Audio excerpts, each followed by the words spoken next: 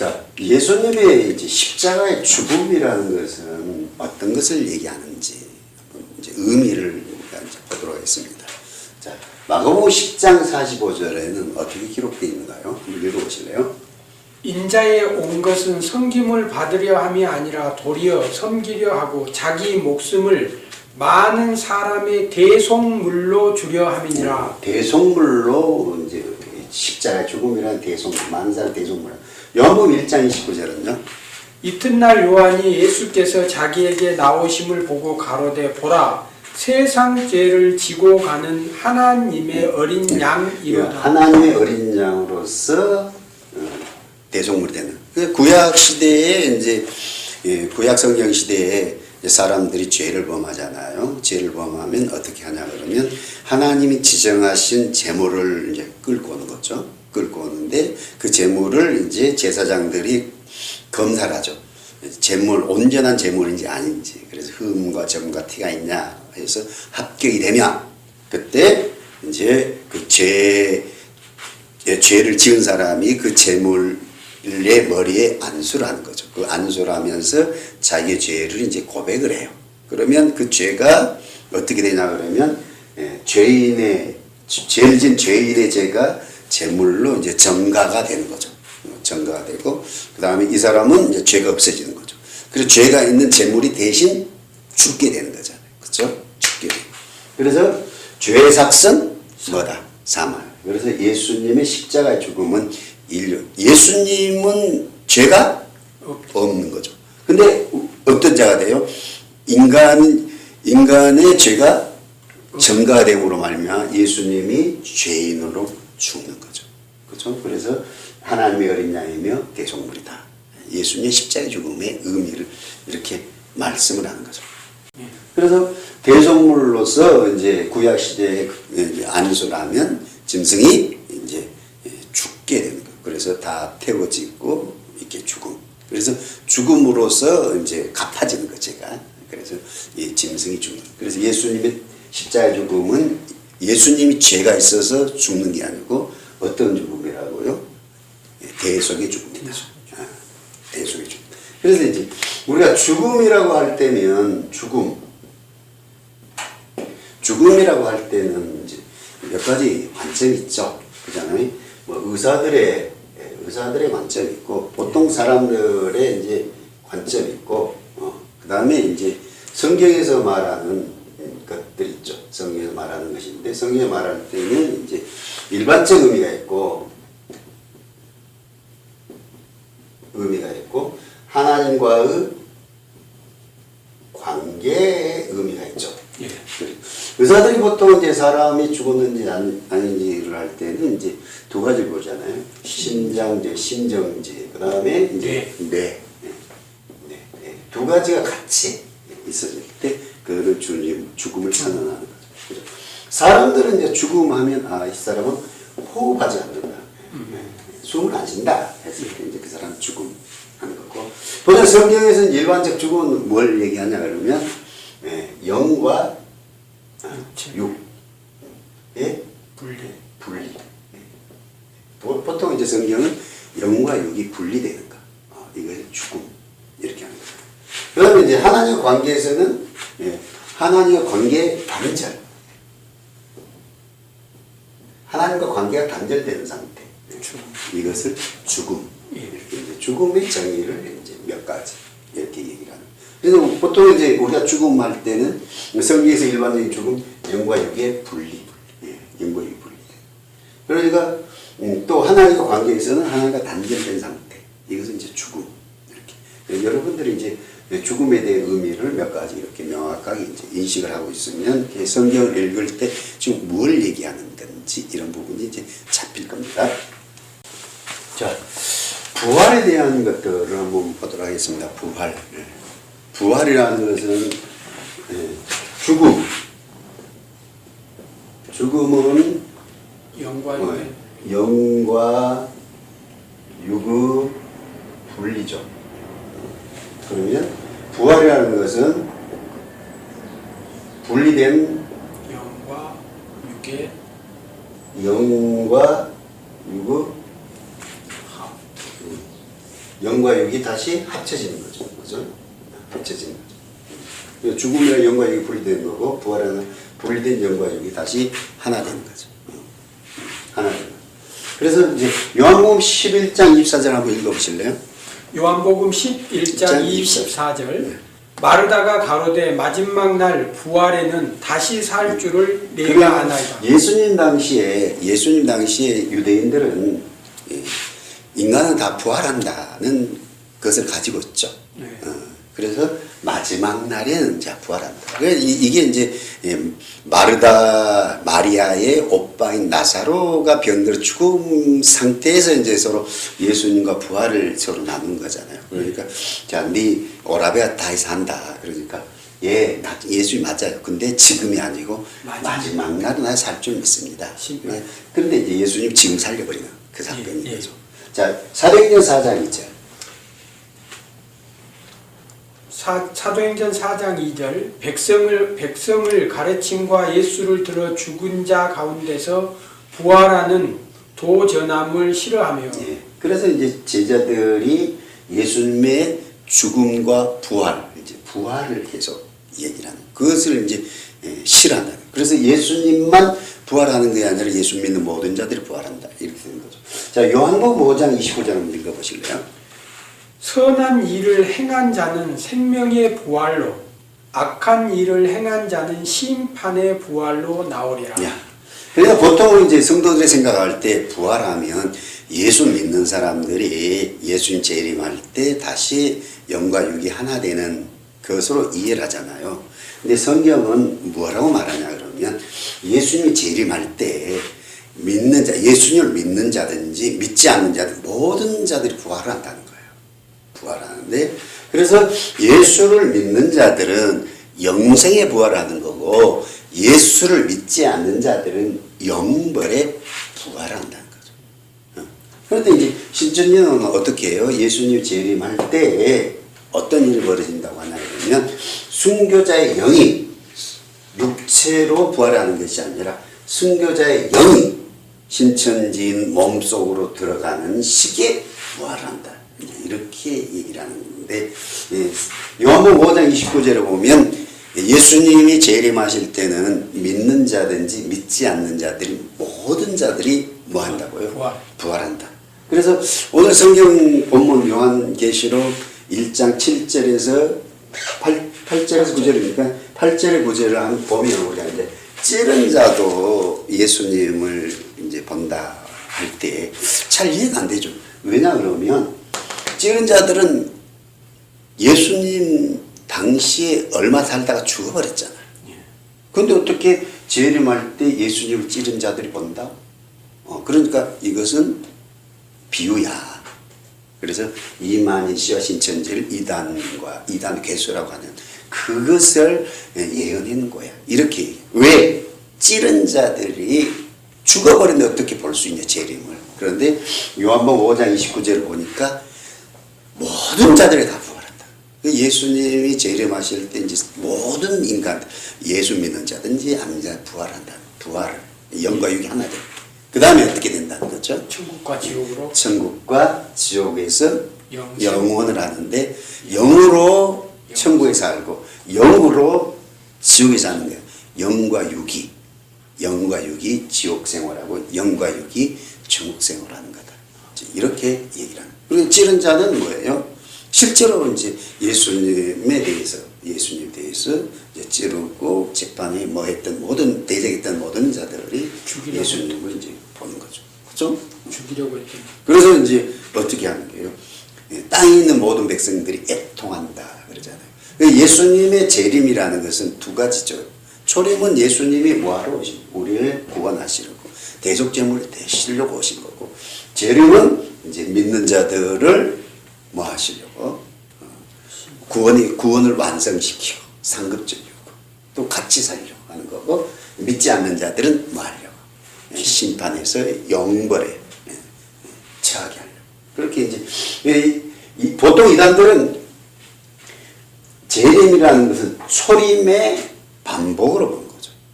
그런데 이제 성경은 재림이라는 것은 초림의 반복이 아닌 거죠. 반복이 아니고 바로 이제 끝내서 영원한 영벌의 세계와 영생의 세계로 이렇게 분리되기 위해서 이제 끝내는 그 사건으로 보는 거죠.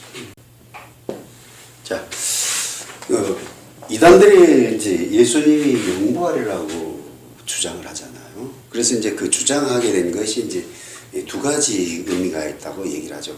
자, 이단들이 자기들이 이제 그 이단 그 교주들이 할 수 있는 많은 것들을 합니다. 그래서 이제 뭐 신천지 같으면 이제 가르치는 쪽만 하잖아요.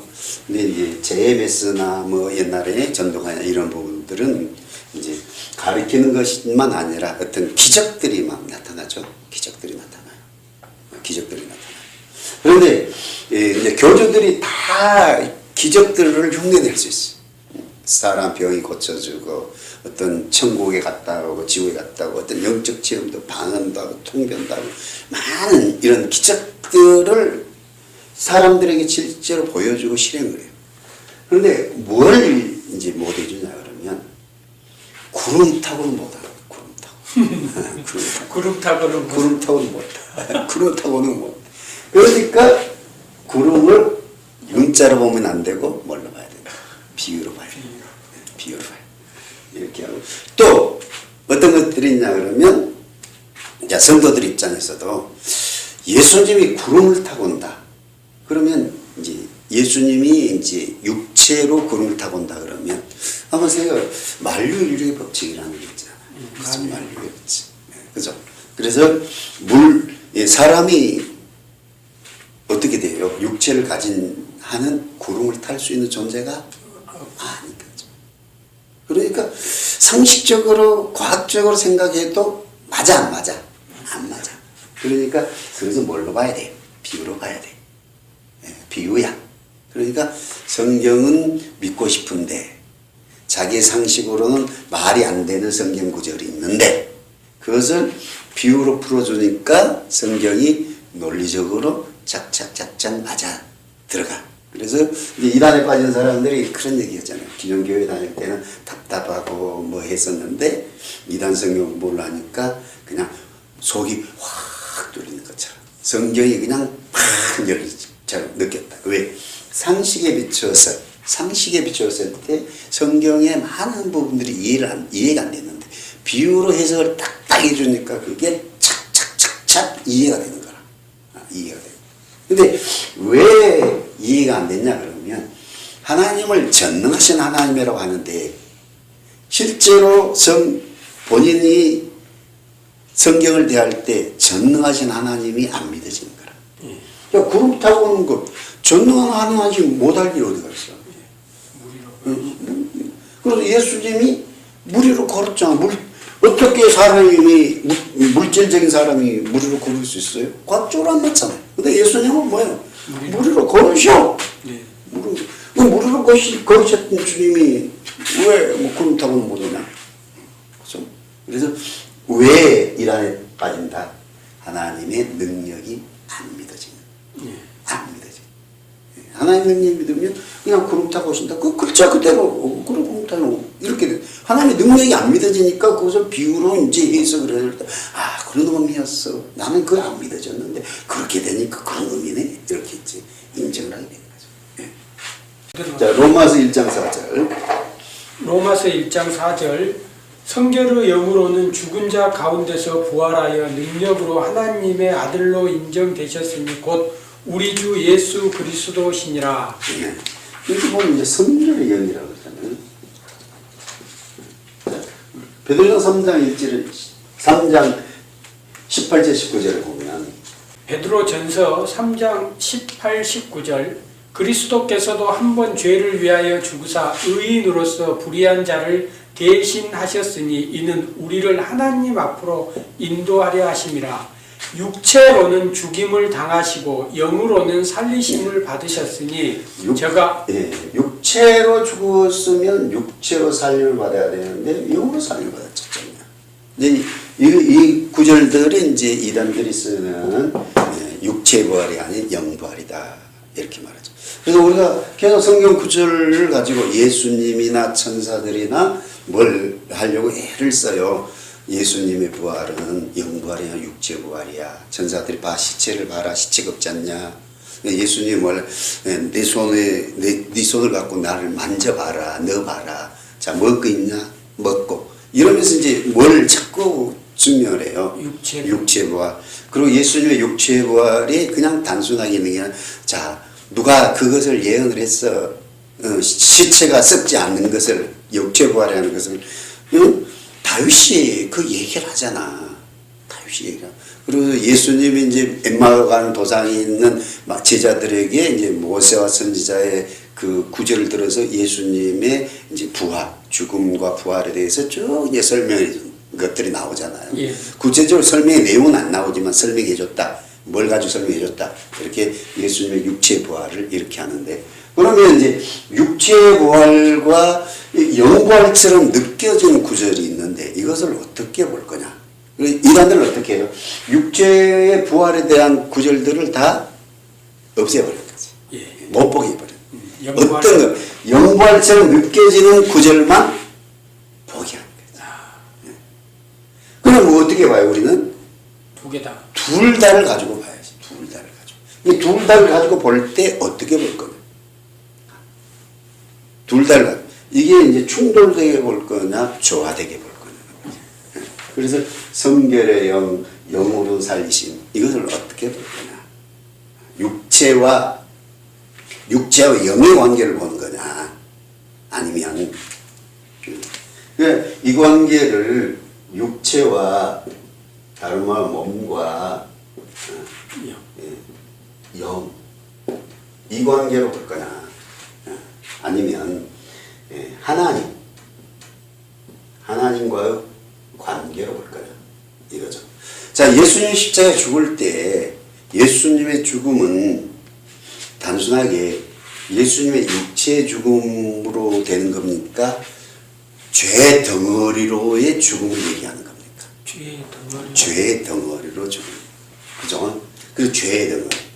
다른 말 우리가 이제 보통 얘기를 할 때 옛사람 새사람 이런 식으로 표현하잖아요. 예수님의 죽음 어찌하여 나를 버리셨나이까 버리시나이까 이렇게 얘기를 하잖아요. 그래서 영으로 살리시오가 육체로 죽음 육체의 죽음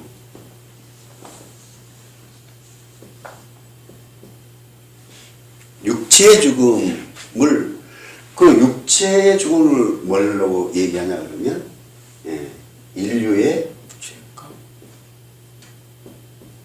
죄, 인류의 죄라는 이게 영으로 살리심을 이제 어떻게 보는 거죠? 예수님이 인류의 죄값을 다 지불했다. 이것의 확인인 거죠. 다 죄값을 다 지불했어. 그래서 영으로 살리심, 영으로.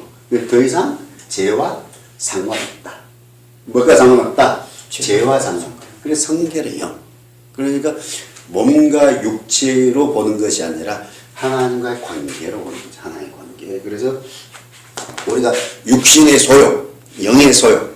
갈라디아에 보면 5장에 보면 그러잖아요. 육신의 소욕, 영의 소욕을 할 때 그것이 몸뚱어리의 욕심이냐 또 우리 영의 욕심이냐 이게 그걸 말하는 게 아니고 옛사람, 새사람. 영은 새사람, 육은 옛사람.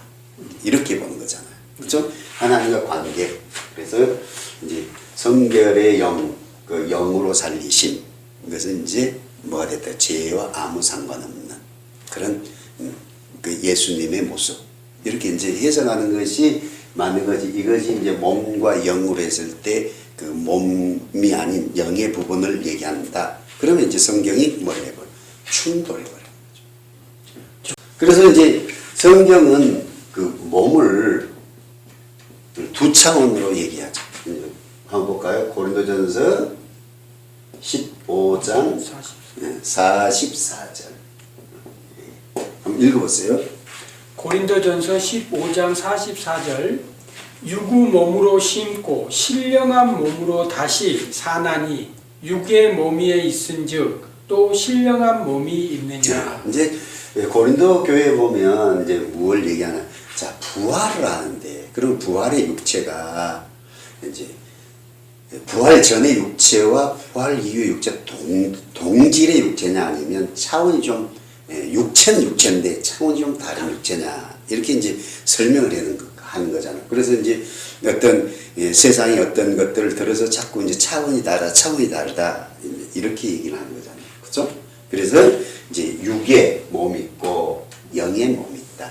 그 영체, 육체 이게 아니고 부활 전의 육체, 부활 이후에. 그래서 우리 이 몸은 지금 가지고 있는 몸은 아담의 형상이다 그러잖아요. 아담의 형상. 부활의 몸은 예수님의 형상 이렇게 얘기를 하는 거거든요. 그래서 이 지금 가지고 있는 우리가 육체는 우리가 예수를 믿고 거듭났지만 여전히 아담의 그 죄의 영향력 안에 있는 육체라는 거죠. 그래서 이 육체가 예수의 재림하심으로 말미암아 이제는 아담의 그 죄의 영향력을 다 끊어버리고 그래서 이제 죄와 상관없이 이제 예수님의 그 육체, 하늘의 육체, 그 육체로 바뀐다. 이런 말씀을 하는 거죠. 그래서 성결의 영, 그 다음에 영으로 살리심. 이것은 이제 예수님이 육체를 입었는데 그 육체가 이제 그 누구로 말미암아 성령과 마리아로 말미암아 이렇게 되는 거잖아요. 그래서 마리아로 말미암아 인류의 대표 아담의 어떤 그런 짐을 예수님의 육체가 졌다는 거죠. 부활할 때는 그 짐이 다 벗어져 버리는. 그래서 성결의 영, 영으로 살리심. 여기까지 그냥 몸과 영이었을 때 몸이 아닌 영의 어떤 부활이다. 이렇게 이해하면 안 된다는 거죠. 그렇죠. 그러면 오늘 본문에 보면 이제 예수님이 구름 타고 오신다 그러잖아요. 구름 타고. 그냥 구름 타고 오신다 소리 안 하면 좀 이게 하나님의 능력이 안 믿어지는 사람들은 시험거리 안 될 건데 왜 하필이면 구름 타고 오신다 할까? 그래서 이제 구름 타시고 오신다고 할 때 이게 이제 사도행전 어디서 나오는 말씀이죠? 사도행전 1장 11절에 대한 말씀의 성취죠. 사도행전 1장 11절은 이거 예언이고 그 다음에 요한계시록 1장 7절.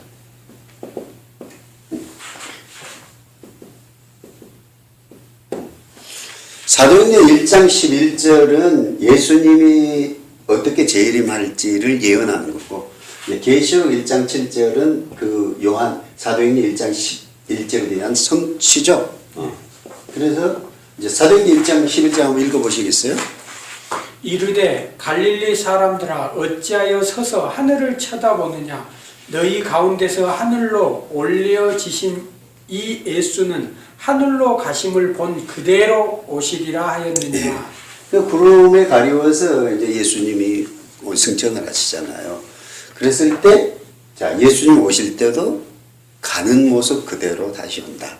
이만희는 여기서 어떻게 하냐 그러면 이제 구름에 가리워서만 끌고 가요. 자, 가리우니까 안 보이잖아. 그러니까 예수님이 재림하실 때는 안 보이게 온 거야. 이제 이렇게 해서. 근데 뭐라고요? 구름에 가리운, 구름 타고, 가리웠다 타고 이렇게 하죠.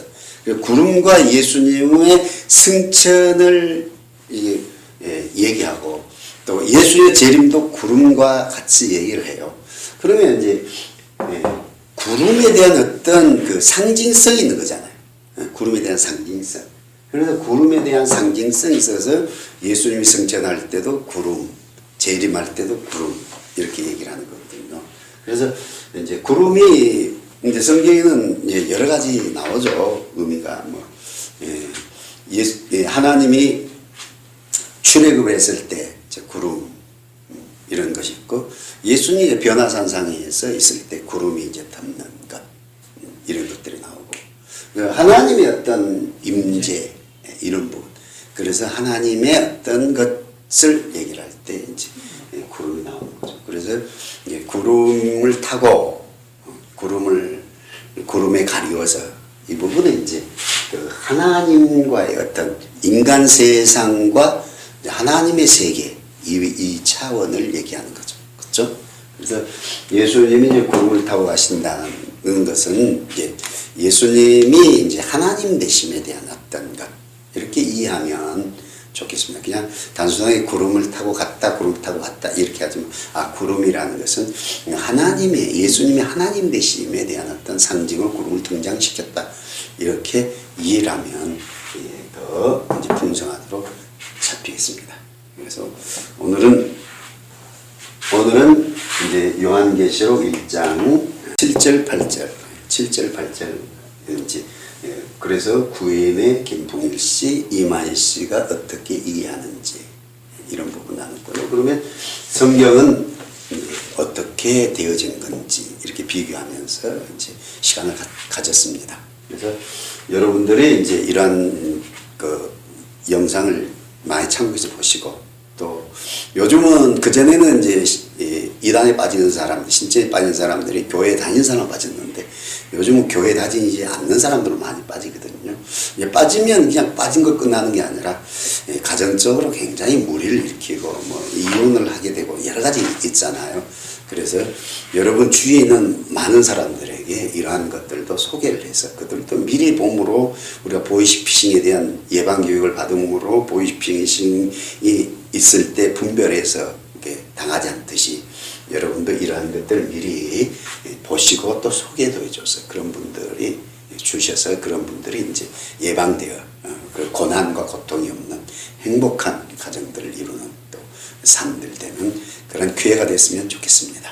그래서 제가 이런 내용을 가르치는데 신천지에 대한 것들을 그냥 누구의 풍문으로 듣고 그래서 알지도 못하면서 그냥 이렇게 이만 씨가 말한 찌른 자, 이만실 찌른 자 이런 어떤 의미가 아니고 제가 앞에서 소개했듯이 이런 많은 책들, 그렇죠? 이런 많은 책들을 참고하고 특히 이제 이만 씨가 실상이라는 강의 동영상, 또 윤요한 씨가 실상 강의 동영상, 또 김용목 씨가 실상 강의 동영상 이런 것들, 그 다음에 교재를 만들었던 분들, 강사했던 분들, 뭐 담임했던 분들이 나온 그 사람들과 이렇게 또 문답을 해보고, 그 다음에 또 센터에서 하는 것들을 이제 녹취를 해서 또 읽고, 이런 것들을 이제 작업 속에서 이런 것들이 나오는 겁니다. 그래서